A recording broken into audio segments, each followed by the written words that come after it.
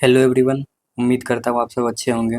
तो हमने बीपीएससी की पीवाईक्यू सीरीज स्टार्ट की थी। इस सीरीज़ में 2 वीडियोज़ आ चुकी है। पहले वीडियोज़ में हमने 69th बीपीएससी हिस्ट्री के सवालों को देखा था। दूसरे वीडियो में हम लोग 68th बीपीएससी हिस्ट्री के सवाल को सॉल्व किया था। अब आगे बढ़ते हैं इस सीरीज़ के साथ। तो इस वीडियो में हम लोग 67th बीपीएससी हिस्ट्री के सवालों को सॉल्व करेंगे। तो चलिए शुरू करते हैं।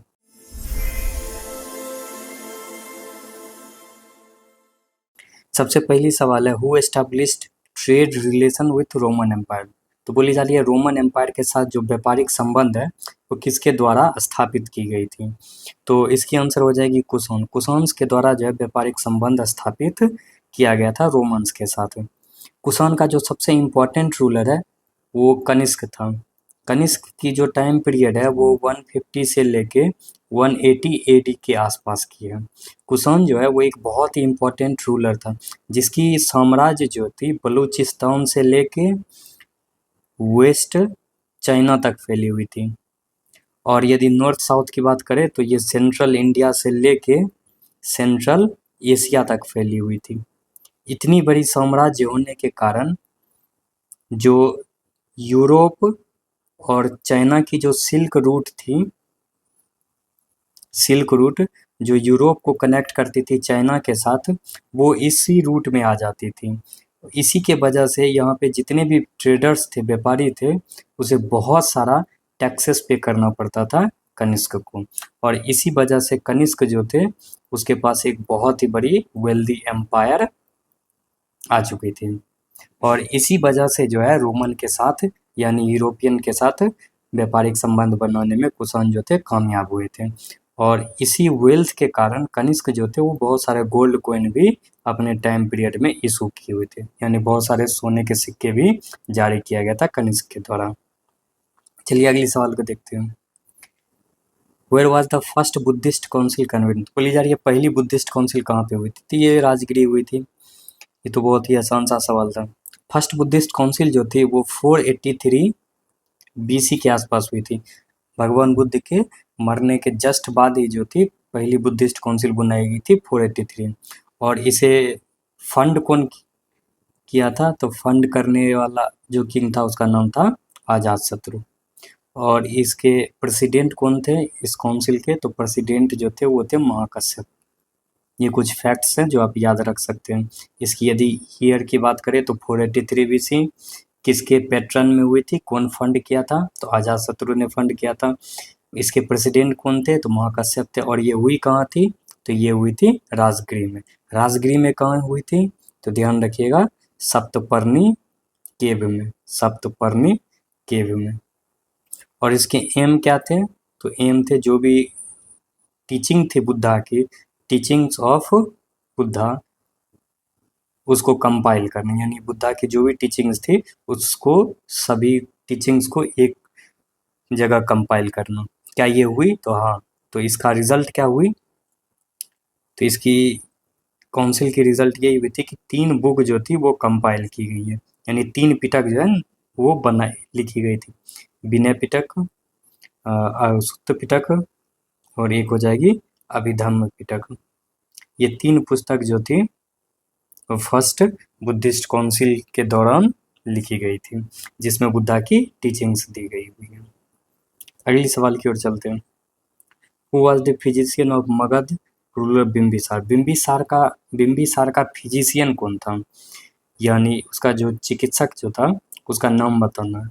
तो उसका नाम हो जाएगा जीवक। ये बहुत आसान सा सवाल है, बिम्बिसार ध्यान रखेंगे। हरियंक डायनेस्टी का पहला रूलर था। हरियंक डायनेस्टी का जो पहला रूलर था वो बिम्बिसार था। और बिम्बिसार का जो फिजिशियन था उसका नाम था जीवक। Which Gupta rulers assumed the throne after killing his elder brother। बोली जा रही है वो कौन सा गुप्ता रूलर है जो गद्दी को हासिल किया अपने बड़े भाई को मार के। तो इसका आंसर हो जाएगी चंद्रगुप्त टू। चंद्रगुप्त टू जो था वो अपने बड़े भाई को मार के गद्दी हासिल की थी। इसकी कहानी जो है वो हमें देवी चंद्रगुप्तम में दिखती है।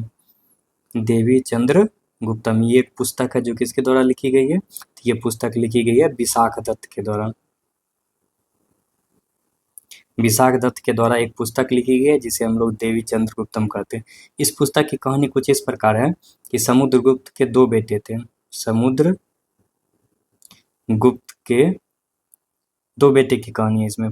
जो सबसे बड़ा बेटा है उसका नाम रामगुप्त था और जो छोटा बेटा था उसका नाम चंद्रगुप्त द्वितीय है। तो समुद्रगुप्त के डेथ के बाद रामगुप्त को गद्दी मिलती है, यानी थ्रोन जो है, गद्दी जो है वो रामगुप्त को मिल जाती है। लेकिन कुछ समय रूल करने के बाद जो है शाक रूलर जो थे उसका आक्रमण होता है रामगुप्त के एम्पायर पे। तो रामगुप्त हार जाता है। तो रामगुप्त जो है एक संधि करता है इस शाक रूलर के साथ, और उस संधि में, उस ट्रीटी में अपनी पत्नी जो है, उनकी पत्नी का नाम था ध्रुव देवी, उसको शाक रूलर को देने का वादा करता है।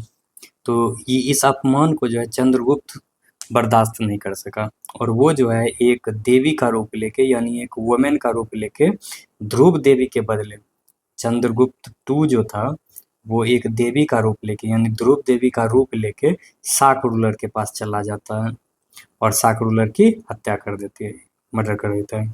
और उसके कुछ समय बाद जो है चंद्रगुप्त टू जो था वो रामगुप्त को भी मार के उसकी गद्दी हासिल कर लेता है।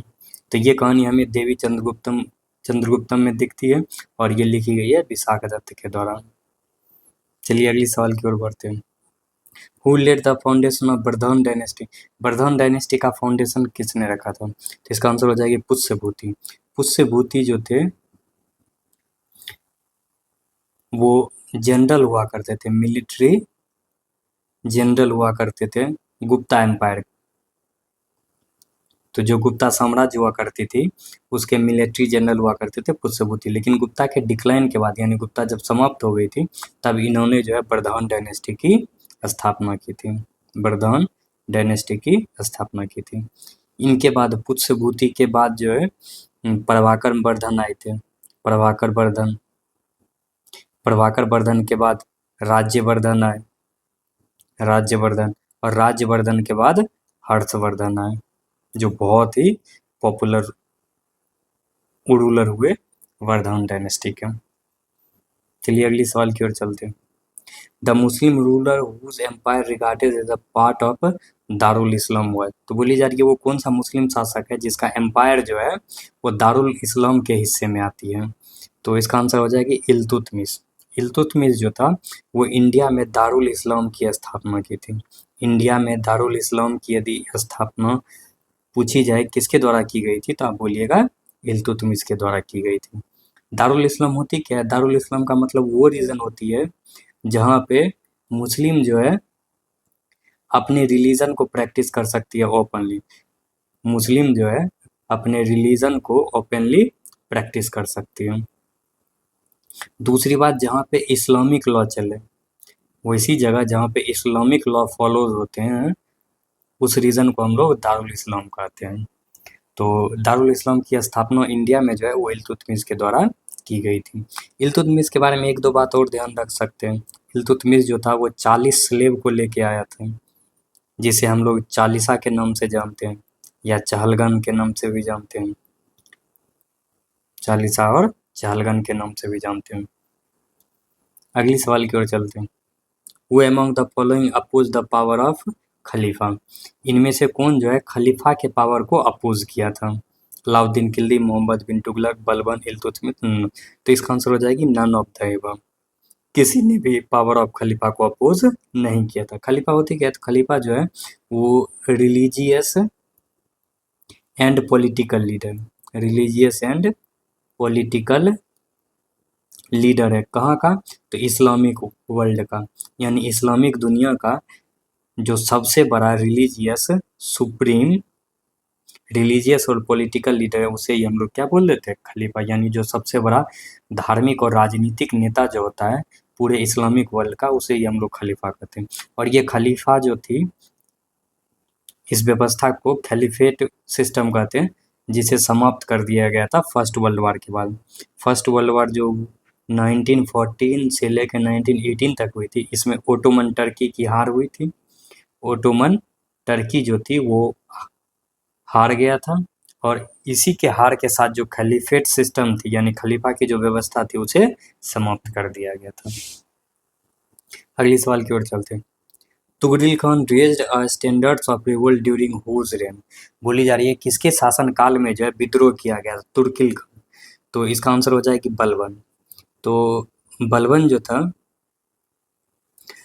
उस उसका जो गवर्नर था, बंगाल का गवर्नर, वो तुगरिल खान तुगरिल खान तुगरिल खान कौन था? तो तुगरिल खान बंगाल का गवर्नर हुआ करता था। और तुगरिल खान जो है उन्होंने रिवोल्ट कर दी, बलबन के खिलाफ जो है रिवोल्ट करते। तो बलबन ने आर्मी भेजी और तुगरिल खान को बिहेडेड यानी उसकी हत्या करवा दी। और हत्या करवाने के बाद जो उनका अपना बेटा था बुगरा खान, उसे बंगाल का गवर्नर बना दिया गया, बंगाल का गवर्नर बना दिया था। ये लगभग 1279 एडी की बात है, लगभग 1280-89 की बात है कि बलबन ने आर्मी भेज के तुगरिल खान की हत्या करवा दी और उसके जगह पे अपने बेटे बुगरा खान को बंगाल का गवर्नर नियुक्त कर दिया। अगली सवाल की ओर बढ़ते हैं। Who was the first Mughal ruler who fought against the British. British के खिलाफ जो लड़ने वाला पहला मुगल रूलर कौन था? तो ये था औरंगजेब। औरंगजेब के साथ जो थी ब्रिटिश की पहली लड़ाई हुई थी, जिसे हम लोग एंग्लो मुगल वार कहते हैं, एंग्लो मुगल वार, जो 1686 से लेके 1690 के बीच में हुई थी। ये वार बेसिकली ब्रिटिश के अपने ट्रेडिंग के वजह से हुई थी। ब्रिटिश जो है वो ट्रेडिंग राइट्स चाहते थे और इसी के कारण जो है उसकी लड़ाई हुई थी मुगल के साथ। और उल्टे मुगल जो थे उसके बॉम्बे सिटी पे कब्जा कर लिए थे, बॉम्बे सिटी को उन्होंने सीज कर लिया था। तो जो ब्रिटिश की पहली झड़प मुगल रूलर के साथ हुई थी तो वो मुगल रूलर औरंगजेब था और ये लगभग 1686 से 90 की बात है। अगली सवाल को देखते हैं। Which of the following were the social reforms introduced by William Bentinck। बोली जा रही है विलियम बेंटिक के द्वारा कौन कौन से सामाजिक रिफॉर्म, सामाजिक सुधार काम किए गए थे। तो विलियम बेंटिक जो थे वो first governor general of India कहलाए।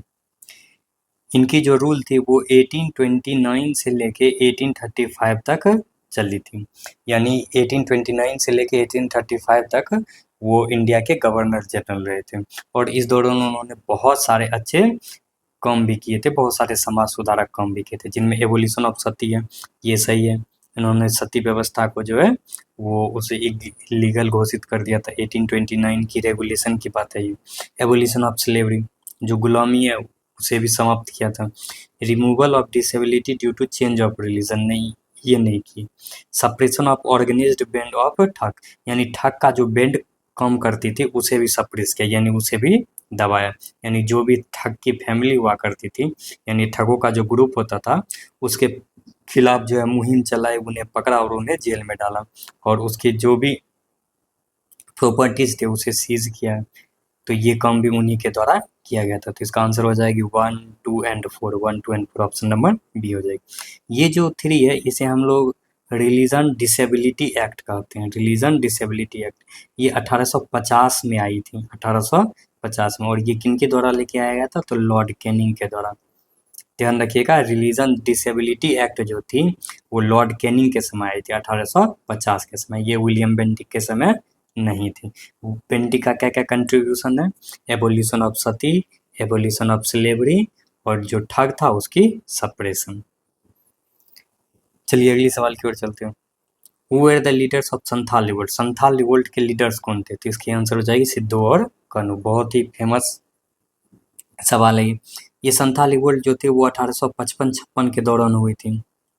तो इस रिवोल्ट का रीज़न बेसिकली परमानेंट सेटलमेंट को दिया जाता है। परमानेंट सेटलमेंट यानी जमींदारी व्यवस्था जो थी उसके वजह से इन लोगों का जो लैंड था, लैंड पर से इन लोगों को इविक्ट कर दिया गया, यानी इनकी लैंड जो थी संथाल लोगों की, उनकी लैंड को छीन लिया गया। फिर उसके बाद रोड बनाने के कारण इन लोगों के साथ बेगारी करवाई गई, यानी रोड बनाने के लिए इन्हें फ्री में काम करवाया गया और बहुत सारी यातनाएं दी गई थी, इनके साथ बहुत ज़्यादा ऑपरेशन किए गए। इन्हीं के रिस्पॉन्स में जो है सिद्धू और कनू जो थे उनके नेतृत्व में संथाल रिवोल्ट 1855-1856 के दौरान हुई थी, संथाल विद्रोह। आप इसे डिटेल से जरूर पढ़ें, बहुत इंपॉर्टेंट क्वेश्चन है ये। अगले सवाल की ओर बढ़ते हैं। Sindh was conquered and annexed by, तो बोली जा रही है सिंध जो है किसके द्वारा कनकर्ड की गई यानी जीती गई और हड़पा गया था, तो ये हो जाएगी नेपियर के द्वारा, Charles James Napier. Charles James Napier के द्वारा जो है सिंध को 1843 ईस्वी में कैप्चर कर लिया गया था। उस समय के जो गवर्नर जनरल हुआ करते थे उनका नाम था एलन बोरो। एलन बोरो, एलन बोरो जो थे उस समय के गवर्नर जनरल ऑफ इंडिया हुआ करते थे। और इन्होंने ही जो है चार्ल्स जेम्स नेपियर को एक टास्क दिया, और वो टास्क क्या था, सिंध को कॉन्कर करना यानी सिंध को जीतना। तो 1843 ईस्वी में चार्ल्स जेम्स नेपियर जो थे वो सिंध को जीत लिए, और फिर बाद में उन्हें सिंध का गवर्नर भी बना दिया गया। सिंध का गवर्नर किन्हें बना दिया गया, तो चार्ल्स जेम्स नेपियर को।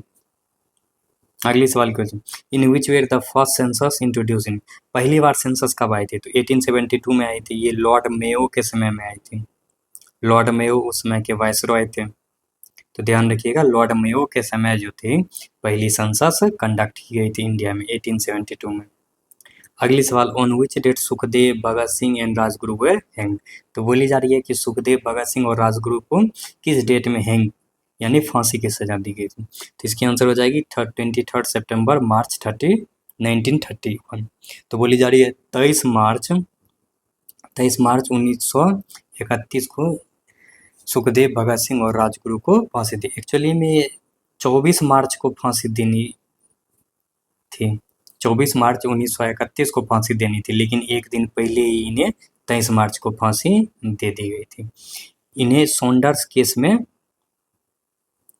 सॉन्डर्स मर्डर केस में फांसी की सजा सुनाई गई थी। अगली सवाल की ओर चलते हैं। Who was the third satyagrahi of individual satyagraha launched by Mahatma Gandhi in 1940, बोली जा रही है क्या कि महात्मा गांधी के द्वारा जो 1940 में इंडिविजुअल सत्याग्रह लॉन्च की गई थी उसके थर्ड सत्याग्रही कौन थे, तो थर्ड सत्याग्रही थे ब्रह्मदत्त। पिछले लेक्चर में हमने पहला और दूसरा सत्याग्रही की बात की थी। जो फर्स्ट सत्याग्रही थे वो थे विनोबा भावे, विनोबा भावे। तो ध्यान रखिएगा महात्मा गांधी के द्वारा जो इंडिविजुअल सत्याग्रह शुरू की गई थी उन्होंने पहला सत्याग्रही जो है वो विनोबा भावे को चुना, और सेकेंड सत्याग्रही जवाहरलाल नेहरू को चुने थे। पहला सत्याग्रही किन्हें चुने, महात्मा गांधी, विनोबा भावे। दूसरा सत्याग्रही किनको चुने, तो जवाहरलाल नेहरू को। और तीसरा सत्याग्रही किन्हें चुने, तो तीसरा सत्याग्रही चुने थे ब्रह्मदत्त को। तो इसमें आपसे तीसरा सत्याग्रही पूछा जा रहा है, तो तीसरा सत्याग्रही हो जाएगी ब्रह्मदत्त को। विनोबा भावे जो थे वो पवनार से अपनी सत्याग्रह शुरू करते, पवनार महाराष्ट्र से अपनी सत्याग्रह शुरू करते हैं। Who launch secret radio during the quit India movement, तो बोली जा रही है क्विट इंडिया मूवमेंट के दौरान सीक्रेट रेडियो जो थे यानी गुप्त रूप से जो रेडियो की प्रचार प्रसार थी वो कौन कर रहे थे, तो वो उषा मेहता थे। तो क्विट इंडिया मूवमेंट के दौरान जो भी घटनाएं थी उसे मासेस तक यानी उसे लोगों तक पहुंचाने का काम जो थे उषा मेहता कर रही थी रेडियो स्टेशन के थ्रू। तो इनकी जो रेडियो स्टेशन थी वो गुप्त रूप से कार्य कर रही थी और जनता तक सारी की सारी सूचनाएं जो थी वो पहुंचाई जा रही थी इनके द्वारा। ड्यूरिंग विच मूवमेंट आज़ाद दस्ता वाज एक्टिव इन बिहार, तो बोली जा रही है किस आंदोलन के दौरान आज़ाद दस्ता जो थे वो सक्रिय थे बिहार में, तो क्विट इंडिया मूवमेंट के दौरान जो आज़ाद दस्ता थी वो सक्रिय थी। आज़ाद दस्ता किसके द्वारा बनाई गई थी, तो जयप्रकाश नारायण के द्वारा। जयप्रकाश नारायण के द्वारा जो थी आज़ाद दस्ता बनाई गई थी नेपाल के जंगलों में। नेपाल की जो तराई की जंगलों जो है वहाँ पे आज़ाद दस्ता का गठन किया गया था जयप्रकाश नारायण के द्वारा। और ये दस्ता जो थी वो गुरिल्ला वारफेयर में माहिर थी। गुरिल्ला वारफेयर का मतलब तो छुप के वार करना, छुप के युद्ध नीति में कुशल होना। अगली सवाल, who successfully led the Bardoli satyagraha, Bardoli satyagraha का लीडर कौन था, तो उसका लीडर हो जाएगी सरदार वल्लभ भाई पटेल। सरदार वल्लभ भाई पटेल के द्वारा बारडोली सत्याग्रह का नेतृत्व किया गया। और ये नेतृत्व करने के बाद जो थे सरदार वल्लभ भाई पटेल को एक नेशनल लीडर के तौर पे देखा जाने लगा। यानी यही वो सत्याग्रह थी जिसके बाद सरदार पटेल को एक नेशनल लीडर के रूप में देखा जाने लगा। ये सत्याग्रह टैक्सेस के लिए थी। जो ब्रिटिश के द्वारा जो टैक्सेस लगाए गए थे वो बहुत ज़्यादा हुआ करते थे। तो इसी टैक्सेस के खिलाफ जो सत्याग्रह आयोजित किया गया था उसे हम लोग बारडोली सत्याग्रह कहते हैं और इसका नेतृत्व सरदार वल्लभ भाई पटेल ने की थी। Who among the following was not a member of cabinet missions sent to India in 1946? 1946 में जो कैबिनेट मिशन आई थी उसके कौन से मेंबर नहीं थे? ये बहुत ही ज़्यादा रिपीटेड सवाल है बीपीएससी का, बार बार पूछता है। तो इसमें 3 मेंबर थे, एक थे पैथिक लॉरेंस, एबी अलेक्जेंडर और स्टेफर्ड क्रिप्स। ये 3 इसके मेंबर थे। कौन मेंबर नहीं थे? तो रैमसे मैकडॉनल्ड, ये इसके मेंबर नहीं थे। तो यही आंसर हो जाएगा। तो ये आपको अच्छे से याद कर लेना है क्योंकि ये सवाल बार बार रिपीट करते हैं। 3 मेंबर थे, एबी अलेक्जेंडर, दूसरा हो जाएगा पैथिक लॉरेंस और तीसरी हो जाएगी स्टेफर्ड क्रिप्स। कैबिनेट मिशन भेजा क्यों गया था? तो ट्रांसफर ऑफ पावर के लिए। यानी ब्रिटिश चाहते थे कि जो सत्ता थी उसे ट्रांसफर कर दिया जाए। किसे दे दिया जाए? तो इंडियन लोगों को दे दिया जाए। Transfer of power. एक इंटरिम गवर्नमेंट बनाई जाएगी, यानी एक आंतरिक सरकार बनाई जाएगी और उसी से कॉन्स्टिट्यूएंट असेंबली की गठन की जाएगी और ये कॉन्स्टिट्यूएंट असेंबली जो है वो भारत के लिए संविधान निर्माण करेंगे। In which year the famous Gandhi Irwin pact took place? बोली जा रही है क्या कि गांधी इरविन पैक्ट जो थी वो कब हुई थी? तो गांधी इरविन पैक्ट 1931 में हुई थी। मार्च 1931 में जो थी गांधी इरविन पैक्ट हुई थी। इस पैक्ट में इरविन की कुछ डिमांड थी और कुछ डिमांड गांधी जी के द्वारा की गई थी। इरविन का डिमांड था कि सीडीएम को जो है वो बंद कर दिया जाए, यानी सिविल डिसोबीडियंस मूवमेंट जो थी, सविनय अवज्ञा आंदोलन, उसे बंद कर दिया जाए। गांधी जी के भी बहुत सारे डिमांड थे, जैसे पॉलिटिकल प्रिजनर को छोड़ दिया जाए, यानी जितने भी प्रिजनर हैं उन्हें रिहा कर दिया जाए, उनकी प्रॉपर्टी जो है वो वापस कर दिया जाए, सॉल्ट बनाने की इजाज़त दे दी जाए। इसी प्रकार से बहुत सारे डिमांड थे महात्मा गांधी के और कुछ डिमांड इरविन के भी थे। तो इन दोनों के बीच जो समझौता हुई उसे ही हम लोग गांधी इरविन पैक्ट कहते हैं और ये कब हुई थी? तो मार्च 1931 में हुई थी। अगली सवाल, in which session Indian National Congress passed complete independence resolution? बोली जा रही है आईएनसी के किस सेशन में जो है पूर्ण स्वराज की बात की थी, कंप्लीट इंडिपेंडेंस की बात की गई थी? तो ये तो बहुत ही इजी सवाल है। 1929 लाहौर, 1929 के लाहौर सेशन में पूर्ण स्वराज की डिक्लेरेशन को स्वीकार किया गया था। यानी कंप्लीट इंडिपेंडेंस यानी पूर्ण स्वराज की बात जो थी वो 1929 में की गई थी लाहौर सेशन में। और इसके प्रेसिडेंट कौन थे इस सेशन के? तो इस सेशन के प्रेसिडेंट थे जवाहरलाल नेहरू और इसी में जो है नया तिरंगा झंडा फहराया गया था। और 26 जनवरी 1930 को जो है फर्स्ट इंडिपेंडेंस डे के तौर पे, फर्स्ट इंडिपेंडेंस डे जो 26 जनवरी 1930 है उस दिन को तय किया गया था कि हम लोग जो है पहला स्वतंत्रता दिवस जो है वो 26 जनवरी 1930 को मनाएंगे। ये कब तय की गई थी? तो ये 1929 के लाहौर सेशन में ही तय की गई थी। Subhash Chandra Bose renamed Nicobar island as? तो बोली जा रही है निकोबार आइलैंड का रीनेम करके क्या नाम रखा गया? तो उसका नाम रख दिया गया था स्वराज आइलैंड। अगली सवाल का, in which state the Chauri Chaura where in February 1922 और police station was set on fire? तो बोली जा रही है चौरी चौरा जो है वो किस स्टेट में है? तो चौरी चौरा जो है उत्तर प्रदेश में आती है। चौरी चौरा जो है वो गोरखपुर में आती है, जो यूपी का हिस्सा है, यूपी की एक डिस्ट्रिक्ट है। तो ये पहले यूनाइटेड प्रोविंस में आती थी। तो चौरी चौरा एक जगह है गोरखपुर में जो अभी के उत्तर प्रदेश में है। फरवरी 1922 में, यानी 4 फरवरी या 5 फरवरी बोल सकते हैं, 4 या 5 फरवरी को एक आक्रामक, एक गुस्साई भीड़ जो थी वो पुलिस स्टेशन को जला देती है, जिसमें 22 पुलिसमैन जो है वो जल के मर जाते हैं। और इसी कांड को हम लोग चौरी चौरा कांड कहते हैं, जिसके बाद महात्मा गांधी जो थे एनसीएम यानी नॉन कॉपरेशन असहयोग आंदोलन को वापस ले लेते हैं, यानी बंद कर देते हैं।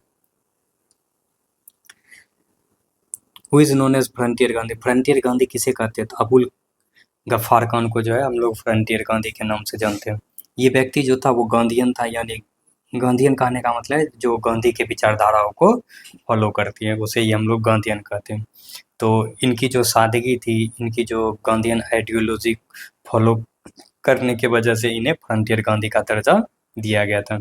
इनके बारे में एक दो चीज़ें और ध्यान रख सकते हैं। इन्होंने खुदाई खिदमतगार मूवमेंट को लीड किया था, जिसे रेड शर्ट मूवमेंट भी कहते हैं। रेड शर्ट मूवमेंट भी कहते हैं। यदि कभी भी आपसे खुदाई खिदमतगार मूवमेंट, रेड शर्ट मूवमेंट के बारे में पूछा जाए तो ध्यान रखिएगा ये अबुल गफ्फार खान के द्वारा स्टार्ट की गई थी, जिन्हें फ्रंटियर गांधी के भी नाम से जाना जाता है, जो कि एक गांधीयन व्यक्ति है, गांधी के आइडियोलॉजी पे विश्वास रखते हैं। वेयर वाज झांसी की रानी लक्ष्मीबाई डाइड? बोली जा रही है लक्ष्मीबाई जो थी उनकी मृत्यु कहाँ हुई थी? तो इनकी मृत्यु जो थी ग्वालियर में हुई थी। 18 जून 1858 को बैटल में ही, यानी युद्ध में ही इनकी मृत्यु हो गई थी ग्वालियर में। Who has said about Bengal partition? The partition announcement fell like a bombshell? तो बंगाल पार्टीशन के बारे में, यानी बंग भंग के बारे में किनका ये कथन है कि जो पार्टीशन की जो घोषणा है वो ऐसे लगा जैसे उन पे कोई एक बम गिरा दी गई हो? ये कथन किनका है? तो ये कथन सुरेंद्र नाथ बनर्जी जी का कथन है। बंगाल पार्टीशन हुई कब थी? तो बंगाल पार्टीशन 16 अक्टूबर 1905 को हुई थी, जिसमें बंगाल को दो भागों में बांट दिया गया, ईस्ट बंगाल और वेस्ट बंगाल। सरदार उधम सिंह किल्ड हुम? बोली जा रही है सरदार उधम सिंह जो थे उन्होंने किसकी हत्या की थी? तो सरदार उधम सिंह जो थे वो माइकल ओडावर का हत्या किए थे। माइकल ओडावर गवर्नर हुआ करता था पंजाब का, लेफ्टिनेंट गवर्नर हुआ करता था पंजाब का, जो रिस्पॉन्सिबल माना जाता है जलियांवाला बाग कांड के लिए। तो जलियांवाला बाग कांड के लिए जो व्यक्ति रिस्पॉन्सिबल था वो था माइकल ओ डायर, और इसी वजह से जो सरदार उधम सिंह थी इनकी हत्या कर देते हैं। और सरदार उधम सिंह के बारे में ध्यान रखिएगा, ये गदर पार्टी से बिलोंग करते थे, गदर पार्टी से बिलोंग करते थे। तो सरदार उधम सिंह गदर पार्टी से बिलोंग करते थे, जिन्होंने माइकल ओ डायर की हत्या की थी। क्यों हत्या की थी? क्योंकि ये सम्मिलित थे जलियांवाला बाग कांड में, और ये उस समय के पंजाब के गवर्नर हुआ करते थे। तो ये आखिरी सवाल था, समाप्त हो गई। Thank you for watching the video. उम्मीद करते हैं आपको ये वीडियो पसंद आई होगी। यदि आपको कोई भी प्रॉब्लम है तो कमेंट सेक्शन में ज़रूर आप अपने डाउट्स को लिखें। अगली वीडियो में कोशिश करूँगा कि मैं आपकी डाउट को क्लियर कर दूँ। बाय।